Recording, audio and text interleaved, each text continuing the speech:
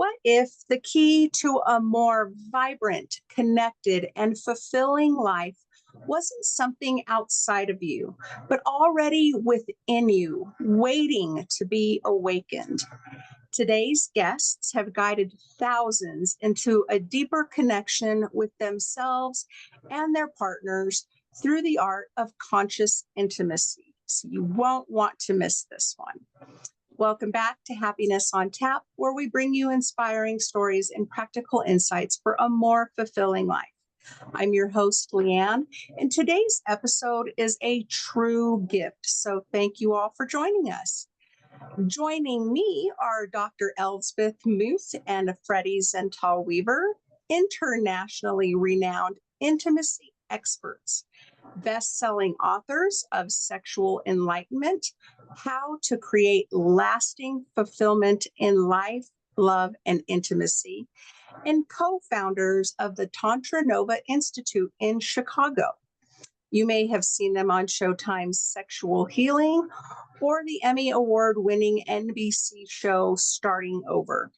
Their work has been endorsed by the legendary Dr. Michael Beckwith and celebrated everywhere from Paris to the White House.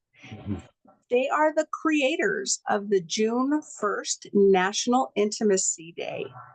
And today they are here to share how conscious intimacy and tantric practices can transform not only our relationships, but our lives. So let's welcome Dr. Elsbeth and Freddy to the show. It is so amazing to have you both here with me today. I'm so excited for today's topic of unlocking intimacy with the hidden power of Tantra. Thank you, Leann. It's Good so to be here. great to be back. Very good. Yes, it is. It's a miracle.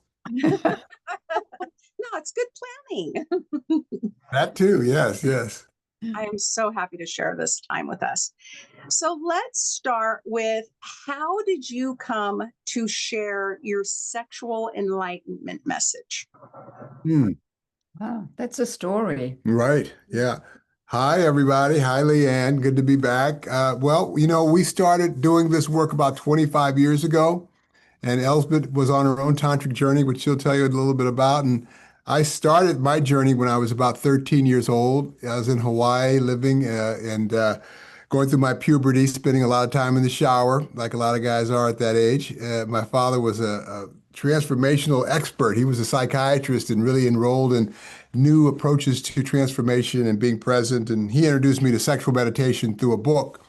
And so I started doing this, and it really assisted me, not just having, great sex with my girlfriend and all of that, but it really assisted me in getting past the story making that I was doing around what I had wanted to do, which was go on to college on athletic scholarship. And so, we started our work, and this work has been so invaluable for people who come to the workshops and seminars and private work who have an intention of something they want to create, and it just keeps eluding them. So learning the somatic practices of really being a curious witness of ourselves and our energy and our neurosynaptic automaticities and all of that, to move with grace, ease, and flow towards what we most deeply desire. And what's unique about this work is working consciously with life force of sexual energy and the altered state that happens in that. So I'm looking forward to getting more into that with you too. And Elsbeth, a little bit about your story? Yeah, quite different. I didn't have a dad who gave me a book on sex, consciousness, awareness. As you can tell from my accent, I didn't grow up in the United States. I was born and raised in Stuttgart, Germany, and came to the United States in my late 20s to do postgraduate work in music. So I grew up much more like, in terms of my sexual and intimate self, to not go there until I would be married. And once I hit puberty, I got interested in all things sexual to the chagrin of my parents. So there were some fights going on and, having some differences, but I, moved ahead. And so coming here to this country, after I finished my postgraduate work, I then moved on to get my doctorate in education. And then I became a management consultant. And while I had gotten really great at that, that happened all in the 90s, I was really despaired about intimate relationships because I had this pattern of attracting unavailable men. And while it was exciting when it happened, most of the time I was alone. And in my despair, because I didn't know what was going on there with me, I knew there was something that kept me from having lasting intimacy and love in my life. So that brought me to Tantra.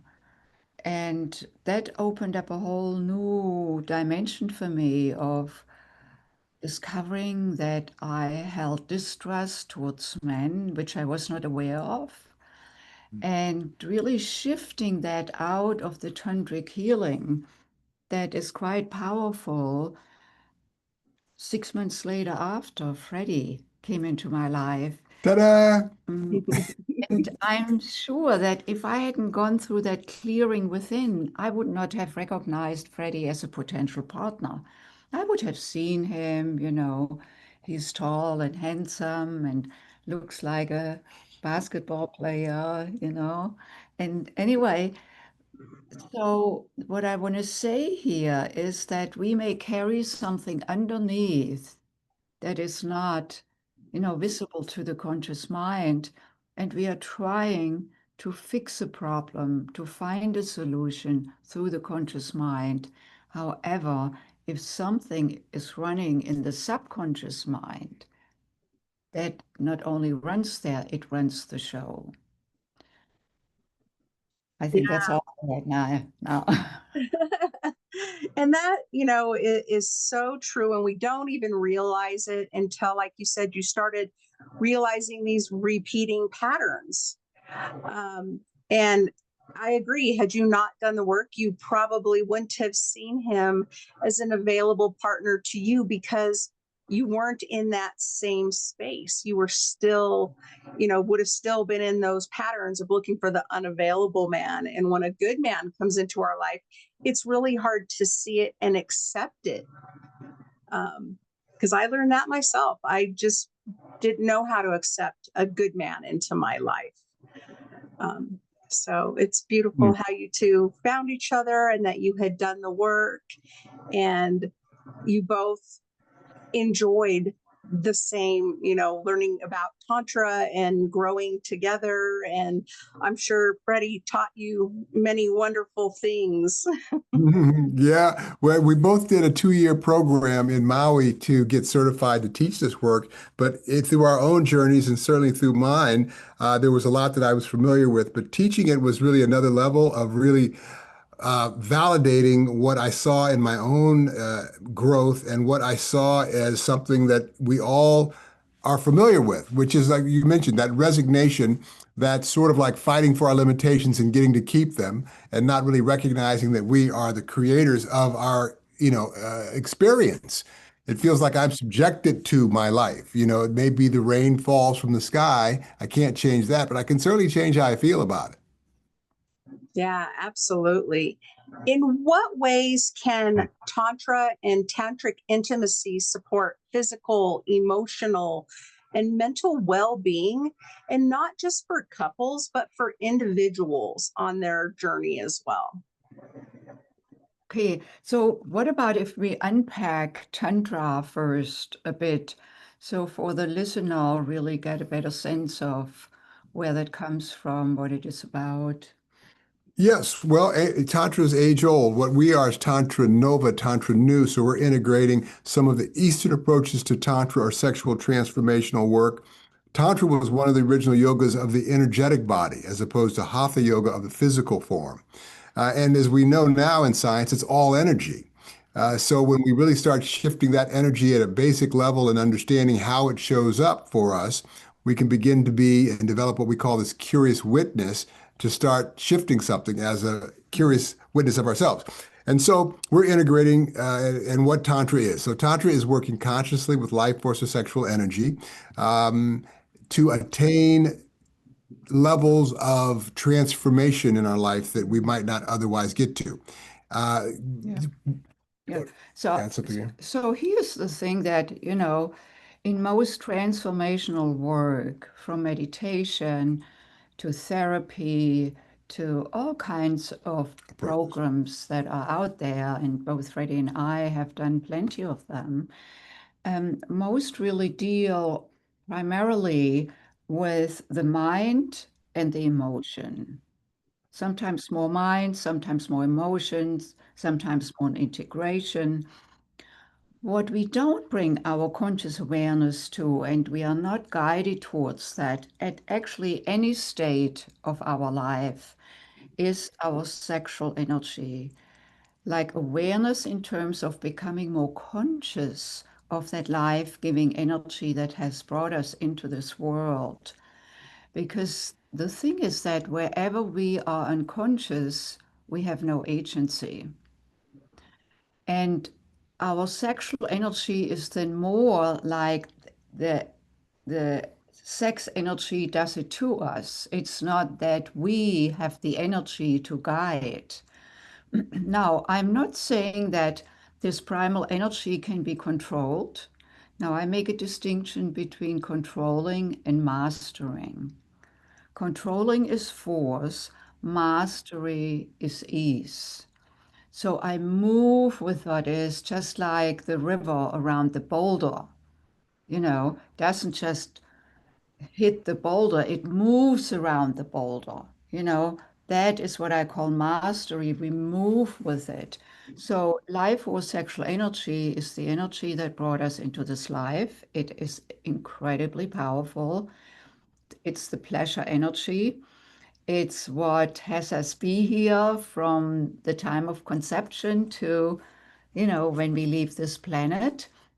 And so in the tantric practice, what we are being introduced to is to engage with our life or sexual energy that is creative in an aware way, a conscious way, where I can actually guide the energy through me, touch my heart, touch my third eye consciousness, and all beyond into the cosmos.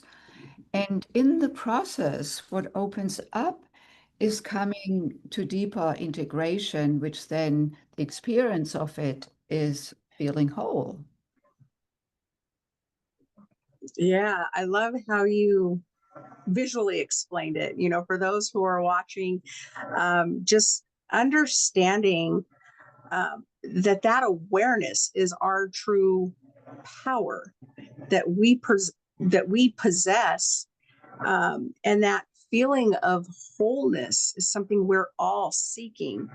So with what you guys do, you're really helping people master that ability for their awareness and those powers. Go ahead, Freddie.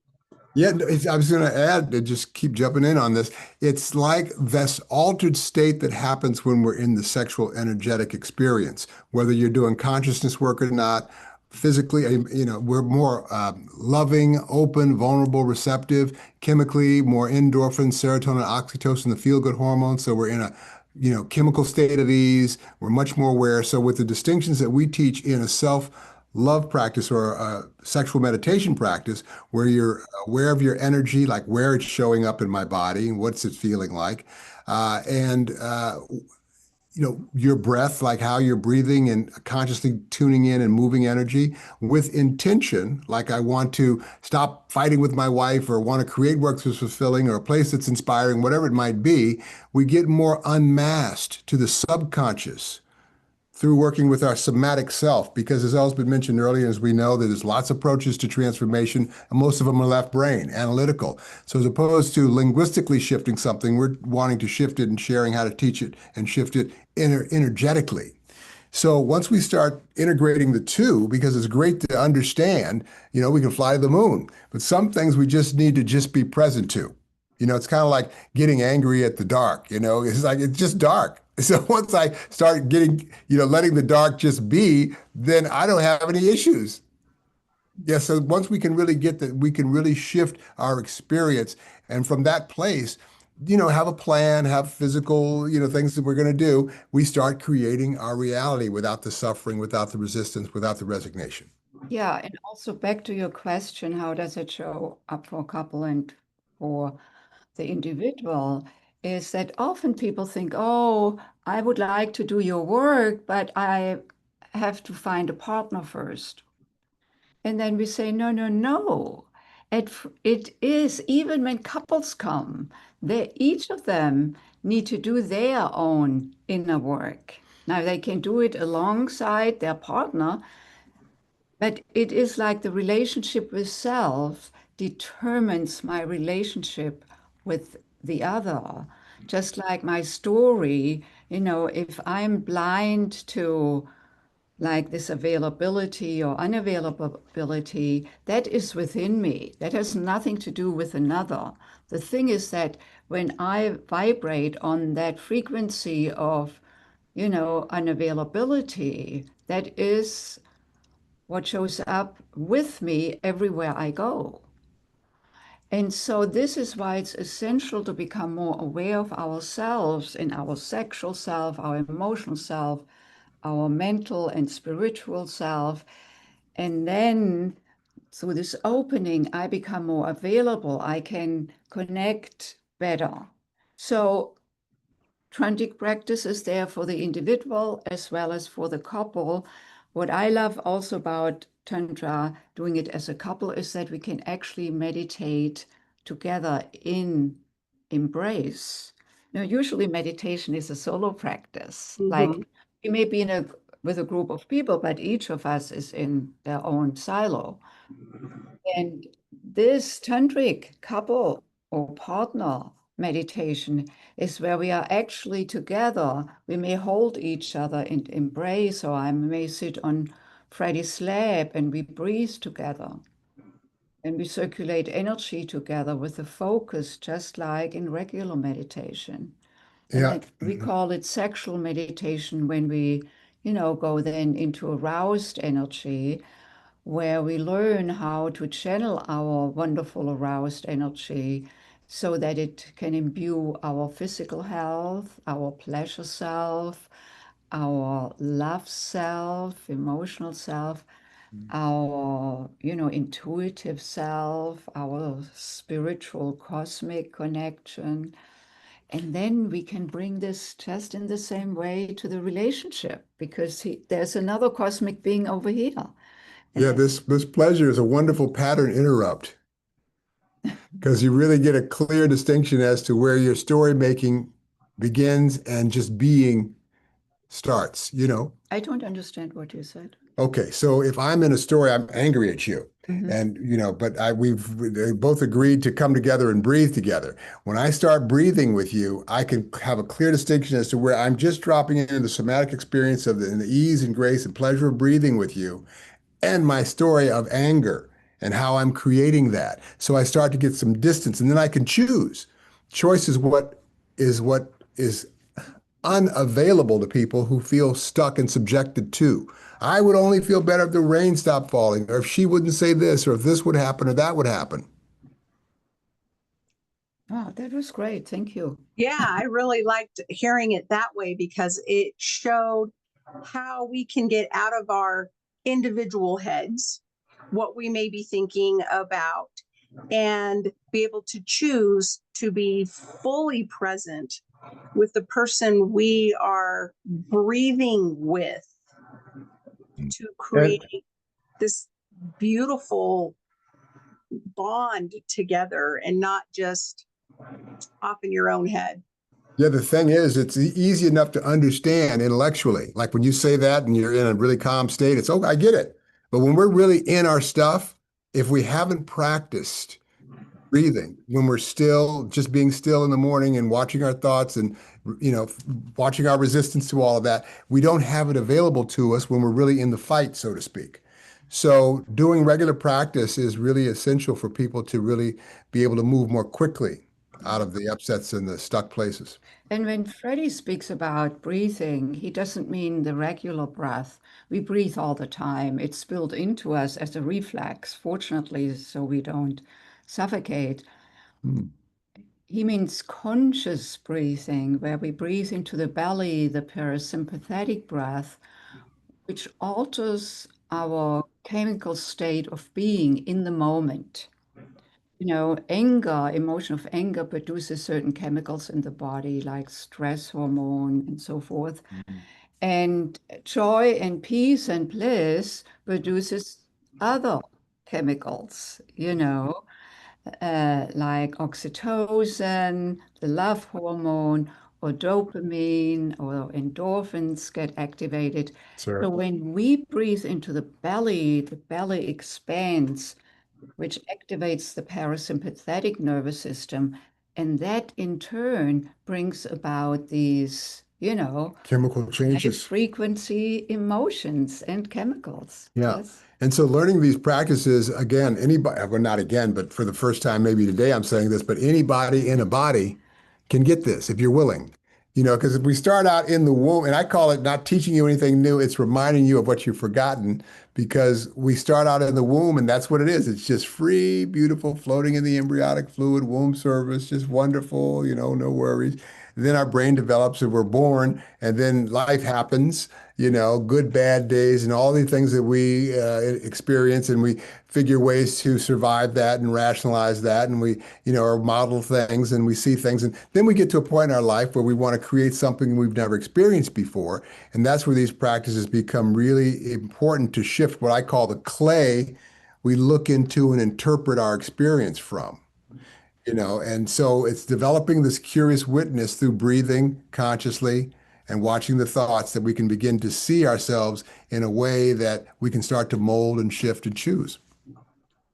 Yeah. And I love, you know, one, I just love that it's called a practice, because that reminds us that it is something that we have to continue to do Yeah. to maintain that mastery. Yes, You know, yes. it's not the automatic stuff like regular breath, but it's continuing to do that with intention so that it becomes a mastery that you can control when you need it. So outside of the normal breath, when life hits you, you have these tools that you possess that you can call on because you have mastered those skills. And, you know, even with just having like a daily meditation practice, when you step away from it and life starts happening again, you know, if you have kept it as a good practice for a long period of time, it's pretty easy to go back to it. You remember the tools, you remember the techniques, you remember the stillness, you remember how to be present, and your body remembers it. So, like you said, when our bodies are automatically reacting to something bad or something that may cause anxiety or a fearful situation, and we've learned these techniques and we learn to listen to our thoughts in a way that we can control, that we're not in a fearful situation at the moment. You know, our brain may think we are, our nervous system may think we are, but if we have that control and that ability to say, no, we're really not in a life or death situation, and you have the tools to use your breathing in a way that calms your nervous system, it's just like magic for really taking control of We can something. actually share with your people a breathing practice. Yeah, absolutely. Yeah, that is something that, you know, I didn't learn many years ago. I wish I had those skills. But then I didn't feel like I guess I didn't feel like I needed them at, you know, at the time growing up, whatever.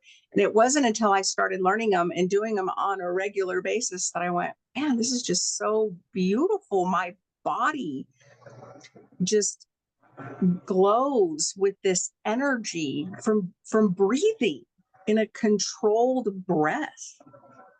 And Yes. so it's so beautiful. Would it be okay to share with your listeners and watchers a 1-minute breathing practice that they can start? Absolutely. Okay, great. So if you could just, everyone who's listening, watching, just sit up comfortably in your chair or lie down if you're on the floor lying down. Your eyes can be open, closed, or soft focus. Great. Put a hand on your belly and breathing through the nose. This practice is in through the nose and out through the nose. Follow with your awareness, your breath coming into your nose, down your trachea, into your lungs, and extending the diaphragm that sits behind the belly and extending the belly as you inhale. Feel your hand extend on top of your belly like a big balloon. Kind of exaggerate it. And then feel and watch consciously your breath and your belly flatten towards your spine, following your breath back up and out through your nose in your own pace, depth, and rhythm. As you get distracted, your mind wanders, acknowledge, let it be, bring your focus back to the breath. Following your breath into your nose, down your trachea, lungs, extending into your diaphragm, belly, and hand like a big balloon on your inhalation. Really feel the extension. Really exaggerate it like you're playing Santa Claus. Really pushing the stomach out. And then feel as you exhale, the breath and the belly flatten towards the spine through your nose in your own pace, depth, and rhythm. Continue to breathe that way. I'm going to keep talking. You're feeling the rise of your belly on your inhalation. Flattening of your belly on your exhalation through your nose in your own pace, depth, and rhythm. Stay with it. You are your own witness to any thoughts, conversations, interpretations, or meaning. Just letting all that be now. Just breathing and being for a few moments.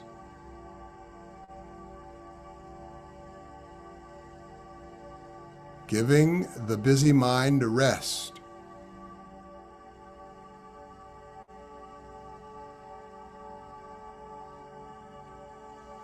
Stay with it just a little longer.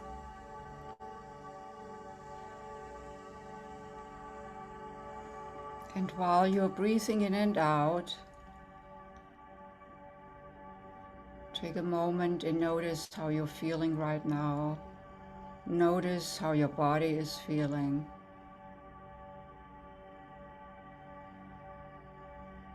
Notice any sensations.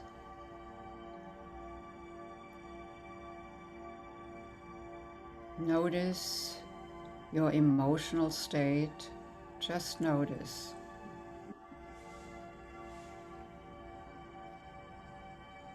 And notice your state of mind, your state of thought.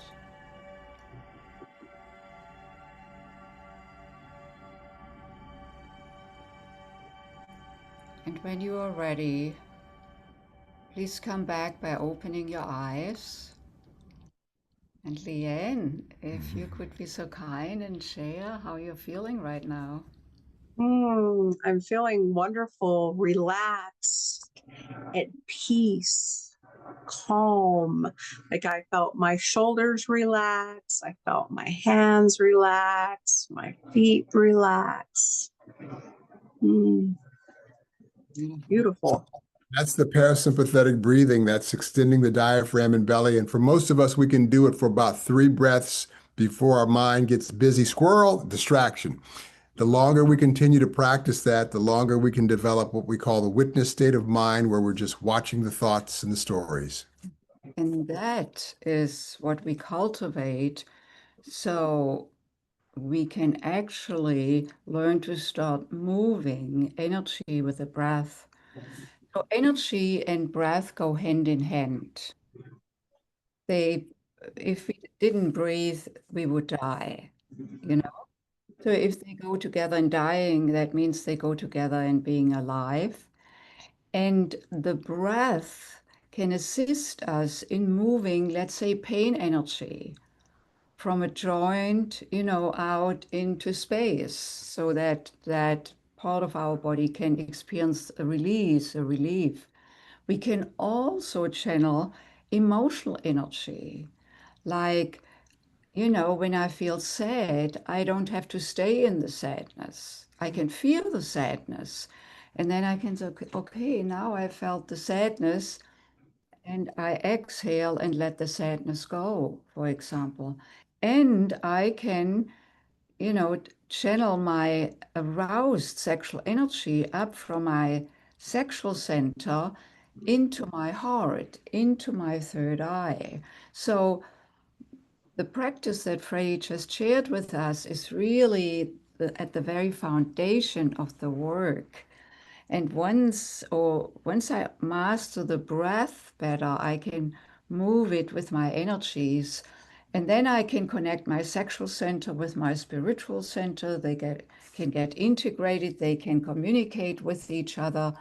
And I can fuel my heart energy, my love energy from my sexual center, particularly of importance for men to bring that about, because when men want to connect with a beloved or the one who is more in their masculine energy, could be in a transgender couple or bisexual couple or, same-sex couple, not only heterosexual couples. The one who is more in their masculine energy, when they want to connect with their beloved, they usually feel it first in their sexual center. Most people who are more in their feminine energy, they start feeling when they want to connect, they start feeling it in their heart center. So we have the same intention. We want to connect.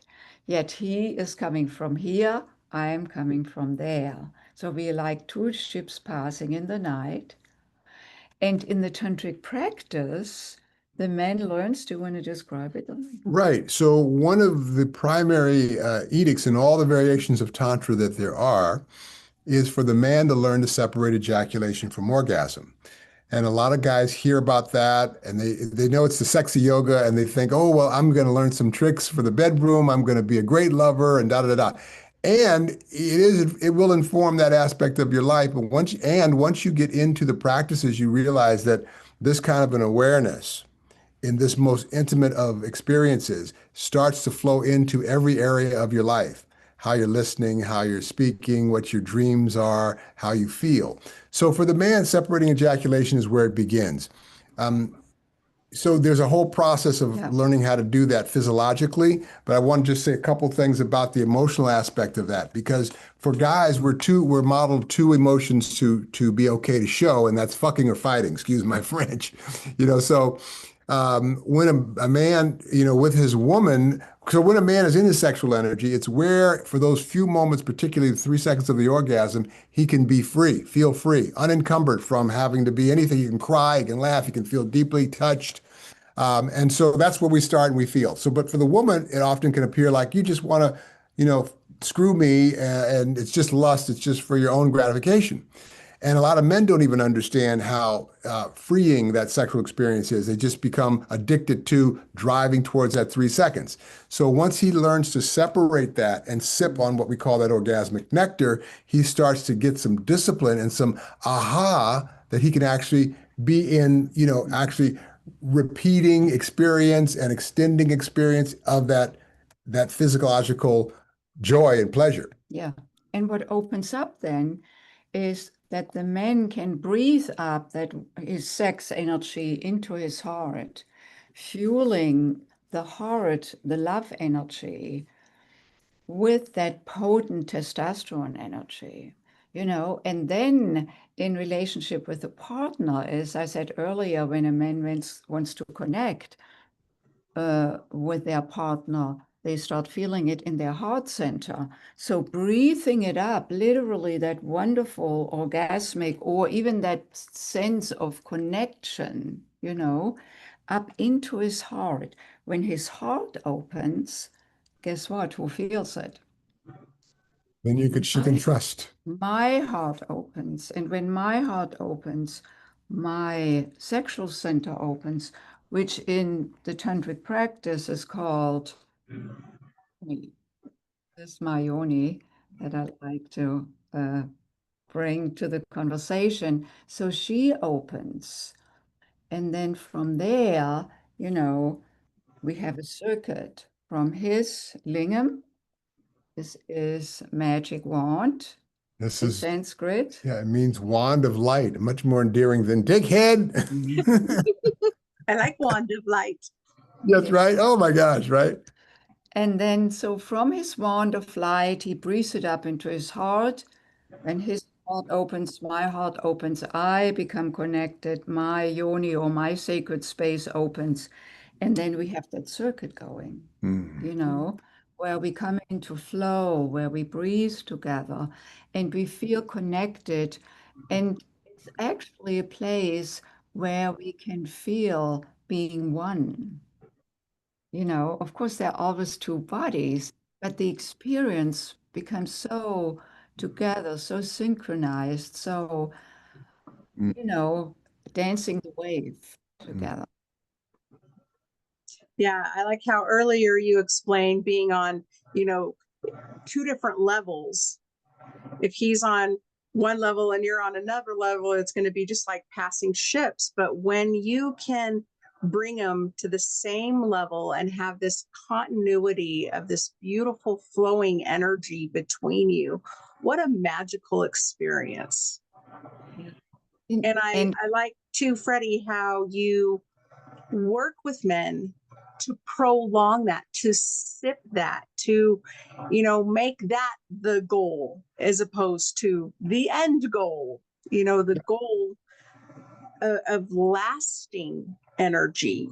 Well, I mean, a lot of guys can last a long time and they say, well, I don't really need that. But when you talk about consciously circulating that nectar, that requires your focused attention on the location and sensation and intention to learn and practice moving it with your breath, which can be learned. And now you can move that energy from the second chakra or the lingam or the penis area to the heart and it's like a heartgasm, literally. And so when guys start learning that, they really get, oh, wow, this is another level. And that's another level of listening because that same deepened listening is where he can connect with the female partner, whoever's in their female, because women are much more adept at, analytical, emotional, left brain, right brain, because they're designed differently. They listen for the baby. Just it's a better design. Us guys are just a little more kind of like, we're just bumping into the forest, kind of dull, like butter knives, But we can expand that listening. It just requires a little practice. I like that. I think a lot more men need to be open to experiencing that, to see. And there's just so much. I think that when we really have good communication in relationship, it makes all the difference in the world. And so adding that to it, this beautiful connection, this intimacy, it's just out of this world, in relation to what most people experience in sexual relations. Yes. yeah, and it's really, I just want to share also good news here about that, that we see more and more men coming to the work. Really, they know there is something more, there's something they haven't experienced, or some of them may struggle, in their relationship or with themselves, and also young men, which I'm very excited about. Yeah. Yeah. In their 20s, we had an 18-year-old son with his dad In being this last workshop. Freddy's men's sex and power workshop. And it's just amazing what opens up. Yeah, so many men are struggling with, what's their place now? They don't want to be the toxic male, and then so they give up what masculinity is to abide by something that they feel is toxic. And yet there is a balance of being grounded in your masculine and also being able to be connected to your emotional self. And that's not feminine, not that there's anything wrong with that either. It's not giving up your power. It's not being something different than you are. It's really integrating what we all are, because at the beginning in the womb we're zygotes and we're androgynous, and as we are, we evolve into either man or woman, more testosterone or more estrogen. And as we grow older, the whole system reverses itself. So I'm not, so what I'm saying is how do we integrate that masculine, feminine, yin yang balance as, mature adults? And that starts to flow into our social and our personal and our emotional way of listening. Yeah, it's the same for women, because many of us are so in their masculine, including myself. Mm. For years in my own life until I woke up to my feminine, which is the receptive, that the flowing, the trusting, yes, that may be more vulnerable. But guess what? There is no bliss available without being willing to feel vulnerable, which Mm. I mean, by which I say that that doesn't mean being weak. Right. Vulnerability is an openness to experience, to be seen by myself and by another. And you in your work, you are, of course, so familiar with that. Mm-hmm. Yeah, and I had to figure that out for myself as well because I was very much in my masculine. I was used to kind of being the head of household, responsible for everything. And it wasn't until I truly started to do the work to learn to love myself. Mm. And then I was able to be more open, be receptive to a partner who wanted to, who allowed me, I guess, or how I gave myself permission Mm. to be vulnerable, to have a voice, to open myself up to trust and feel safe. Mm. So all those things took learning, Mm. learning and education and um, learning about myself. And so, I think what we do and me with the podcast, bringing people like you two on, it just helps share so that more and more people can see that this is an option to us. This is available to us. And that being vulnerable, like you said, is not a weakness.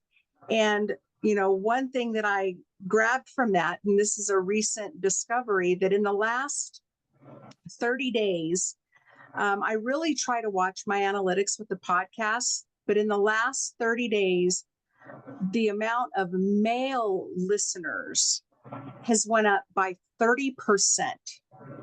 And to me, that is just such a beautiful thing to witness and experience because that tells me that more and more men are open to learning, to open themselves up, to not, like Freddie said, not continue to live in this toxic masculinity, but learn how to be different than maybe they were raised. And so, that just like seeing those numbers really made my heart happy to see Mhm. that there's just more and more men that are doing the work. Yeah, it's what the world needs more of right now, particularly. We don't need any more male toxicity, and there's plenty of that on display on the world stage these days. So, I think the glass is half full. Maybe we're in a bit of a dystopia before the utopia, and we're doing our work, so that's a good thing. Can you two talk about your book? Oh, yeah, love to. So, our book, Sexual Enlightenment: How to Create Lasting Fulfillment in Life, Love, and Intimacy, we wrote it really with the intention to introduce people more in the West to Tantra and to sexual intimacy practice that are there to heal, to come back to one's wholeness, to come together in partnership, really in partnership and not in, just like in hierarchical relationships that we may have been used to from history, and to create intimacy and love. So, to create intimacy and love, I want to know the distinctions, the principles for what is underlying that, because we usually think of intimacy and love like falling into love, which is wonderful, feels wonderful. But the thing is that when I have fallen in love and then a couple of years later, there are difficulties in the relationship. I don't know what I did when I fell in love. It just overcame me, and it was great. So, given also my own struggle with intimacy, as I shared earlier, and sustaining intimacy and what it means to create intimacy and love on an ongoing level, we thought we would create a curriculum where people can come and learn the principles and practices of creating intimacy and love consciously. And so the book is really designed and intended for that. So we introduce the distinctions, the principles, and then there are a number of practices in the book.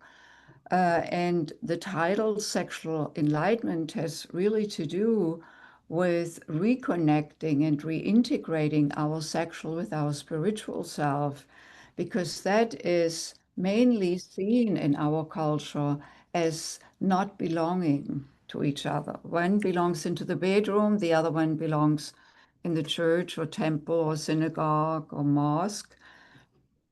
Yeah, of course, not saying to bring the sex now into these worship houses of worship.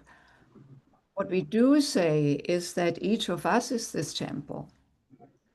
And the integration, reintegration is within oneself, because when they are split, we split our earthly and heavenly being, and we are both, always. You know, we are connected with the earth, we have a body, and then we have this consciousness, this spirit self. And how can we bring them together? They are distinctly different, yet they can really benefit each other and support each other.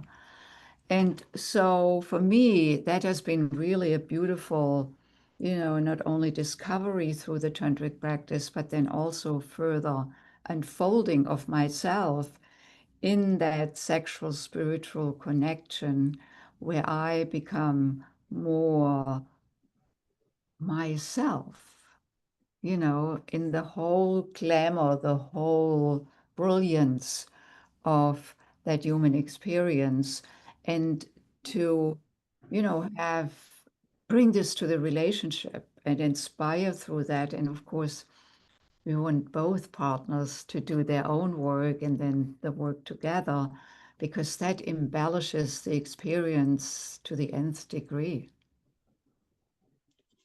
And I know that your courses or your workshops can be attended by either individuals or couples, correct?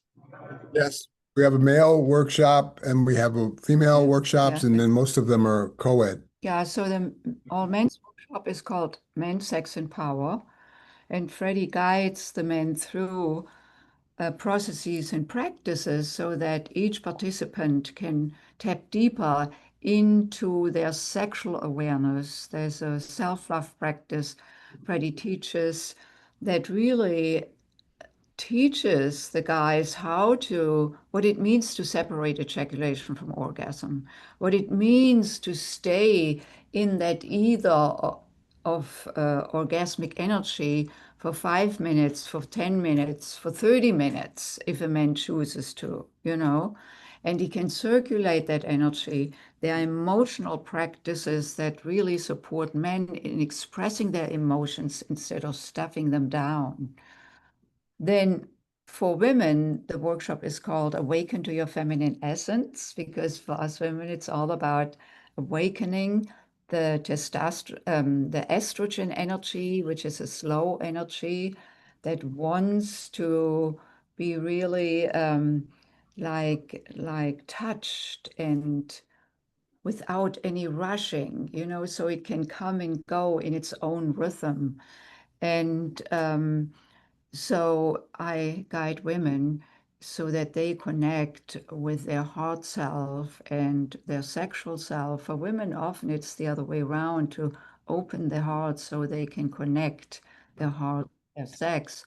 For men, it's usually more about bringing awareness to the sex and then fueling the heart. So when it goes up, for us, it often goes down more from the heart into the sex to produce an opening.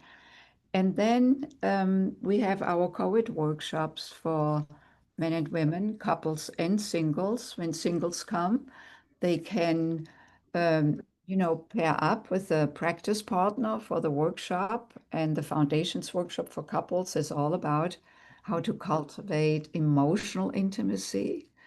And then the advanced workshop is how to cultivate sexual intimacy.